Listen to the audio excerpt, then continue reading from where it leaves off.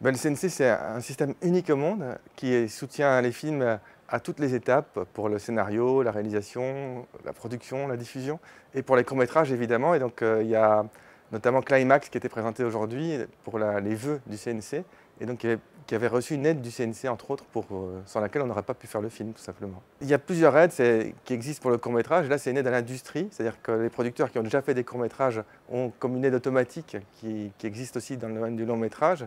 Et là, on avait la chance pour ce film d'avoir deux chaînes de télévision, France 2 et Canal+, et le CNC. Donc c'est ces trois partenaires qui ont permis au film de se faire.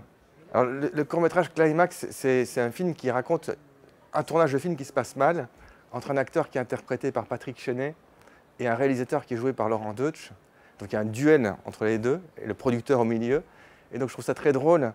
Et Éric Garando a d'ailleurs dans ses vœux parlé de la grande famille du cinéma, et donc de pouvoir aussi avoir un peu d'autodérision, parce qu'évidemment il y a plein de tournages où ça se passe très bien, c'est la majeure partie des cas, mais il y a aussi parfois des tournages où ça se passe mal, et d'ailleurs parfois qui donnent des bons films. Par exemple Apocalypse Now était un tournage apocalyptique, c'est le cas de le dire, et qui est je pense un vrai chef-d'œuvre du cinéma, donc il n'y a pas de lien de cause à effet forcément, mais parfois il y a des rapports de force, il y a des rapports de pouvoir, là c'est une comédie, et donc Patrick Chenet joue le rôle d'un acteur qui s'appelle Gérard Cherché, à qui on fait allusion, et qui est un acteur bancable sur lequel un long métrage a pu se faire, et donc du coup il prend le pouvoir sur le film, il veut prendre le pouvoir sur le réalisateur, et je pense que ce type de situation existe aussi.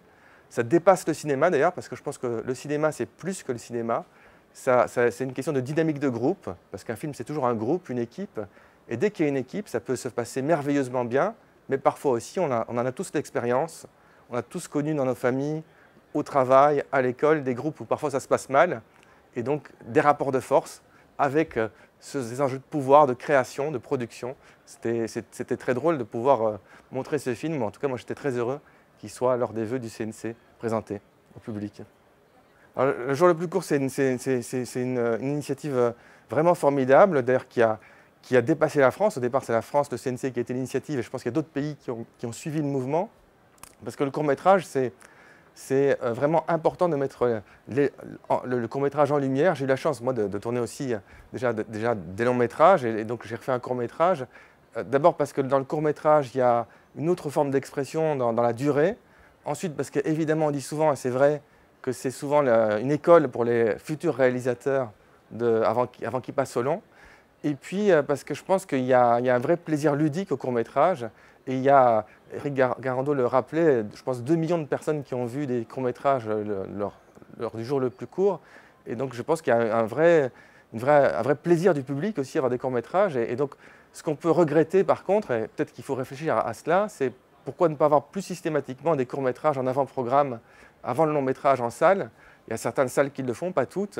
Et je pense que les spectateurs peuvent prendre un vrai plaisir à avoir un avant-programme avec un court-métrage, pas que des publicités, et un long-métrage.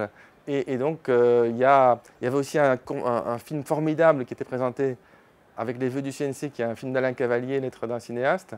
Et donc, je pense qu'il y a des très grands cinéastes qui ont fait des courts-métrages, et qu'il y a toute la nouvelle génération qui arrive, et donc que c'est important qu'ils soient diffusés aussi. Et donc, il y a évidemment ces initiatives comme Le Jour le plus court. Il y a des chaînes de télévision comme Arte, comme Canal+, comme France Télévisions qui diffusent des courts-métrages. Et je pense qu'il faut qu'il y ait toutes ces initiatives ensemble pour faire vivre ce foisonnement. Alors, ce qui est formidable, je trouve, dans le cinéma français, et donc c'est le CNC qui y participe, évidemment, qui est la colonne vertébrale de cela, c'est la diversité.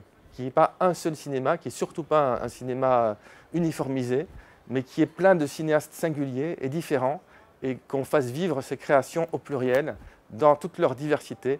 Et donc je pense que c'est plus qu'une question de cinéma d'ailleurs, c'est un enjeu démocratique qui n'est pas qu'une seule forme de cinéma qui existe.